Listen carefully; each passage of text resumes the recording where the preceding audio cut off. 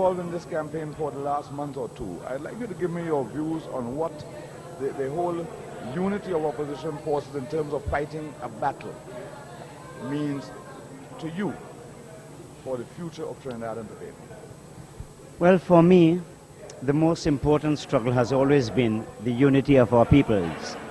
Many people do not realize that I have been struggling for national unity for 18 years. In 1976, I fought the DAC. In 1981, I was united with them. But in that year, I fought the ONR. In 1983, I was united with them. So for me, it has always been a struggle to unite the disparate forces of the opposition. And after 18 years of struggle, I am extremely happy that I think that I am on the verge of bringing together our nation, our different peoples, our disparate peoples, into one single united force. That to me has been the most important aspect of this struggle. During the course of this campaign, there have been accusations of, how shall we put it, crabs in a barrel, was it the expression they used? Would you care to comment on this? Well, I didn't understand that very well, because as I understand that, what they were saying is that Mr. Robinson and his people were fighting for power. But that is what political struggle is about, that people do fight for political power. The real question is, what do you use political power for? And we are saying that the PNM fights for political power in order to maintain political power. And we in the alliance, the National Alliance for Reconstruction, are fighting for power. There's no two ways about that. And we are fighting for power in order to use that power to improve the condition of life of our people. That to me is a legitimate struggle. Now, during the course of this campaign, several issues were raised. The one that concerns me at this time is what this campaign means in terms of the crystallization of what some people choose to describe as the leadership problem. Right. I do not care what Mr. Chambers says. This campaign and the results of this campaign is going to have tremendous effect on what happens in Trinidad. We in Trinidad have been trying to unite the various forces in the society, the ONR, the Alliance, the DAC and so on, and we are now in the process of working out a constitution whereby the leadership will be chosen. We have no problems about the leadership. It is other people who think we have a problem. Once we work out the mechanism by which the leadership shall be chosen, we have no problems. And the leadership may be anybody.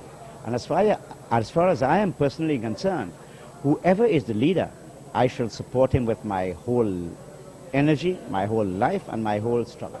It doesn't matter to me. Now, one final question. The PNM seems to have developed leadership problems as a result of this struggle. Would you care to comment on this?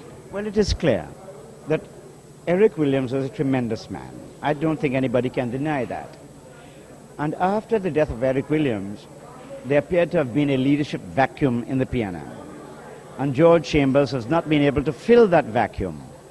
And once a leader doesn't fill the vacuum within this party, there develops a series of leaders in the party which creates problems.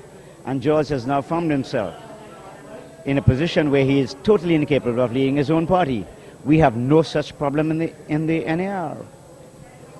In the course of this campaign, while the other NAR leaders have lent full support, this campaign has been organized by the people of Tobago. Now, insofar as the PNM is concerned, the situation has been somewhat different. Do you think this difference is responsible for what appears to be shaping up now as a landslide? Oh, my brother, I certainly do. I recall that when we had meetings in Trinidad, where some men were claiming that ANR, Mr. Robinson, was not carrying on the struggle properly and so on, I told them, I said, Mr. Robinson is the general of Tobago, and he knows the terrain and he knows the area, and we must respect his views as to the struggle, because Mr. Robinson is a Tobagonian.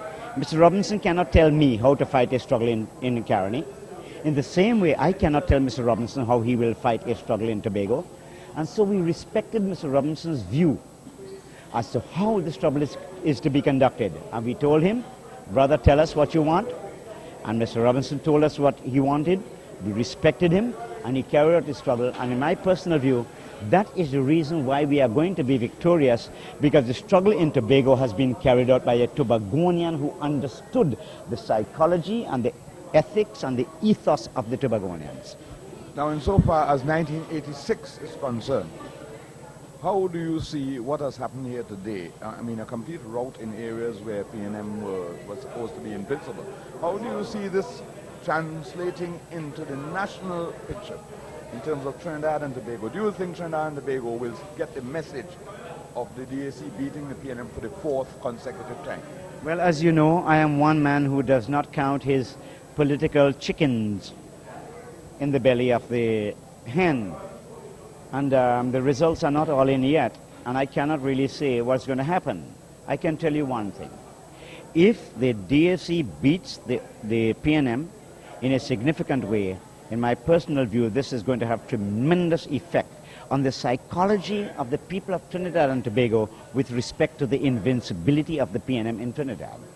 And I feel that if George loses this one, he's in trouble. Thank you very much. Thank you, my brother.